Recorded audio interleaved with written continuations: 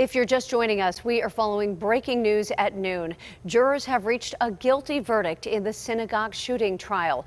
Right now, let's send it back out to Chris Hoffman, who's live outside the federal courthouse in downtown Pittsburgh and has an update for us on how many charges he's been found guilty of. Chris.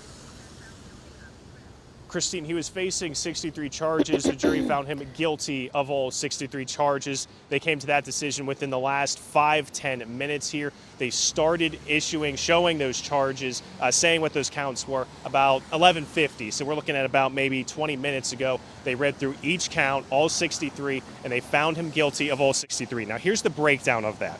Counts 1 to 11, the gunman was found guilty of obstruction of free exercise of religious beliefs. Counts 12 to 22, he was found guilty of willfully causing bodily injury because of actual or perceived religion. Counts 23 to 33, guilty on the use and discharge of a firearm to murder. 34 and 35 are the obstruction or attempted obstruction of free exercise of religious beliefs. 36, 37 were willfully causing bodily injury. 38 and 39, discharge of a firearm in relation to crime of violence. 40 to 47, he was found guilty on obstruction or attempted obstruction of free religious beliefs. Now, there was actually questions from the jury on that. They came back to the judge this morning on counts 40 to 47 to get a little bit of clarity. They ultimately found him guilty.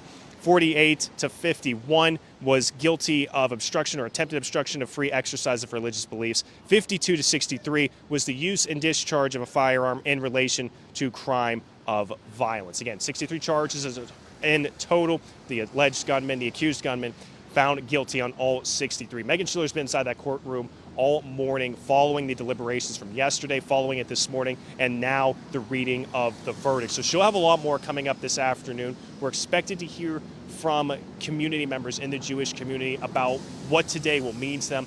We're going to hear from them a little bit later this afternoon, and we will bring you the latest on all this throughout the day and on air and online. We're live outside the federal courthouse. Chris Hoffman, KDKA-TV News.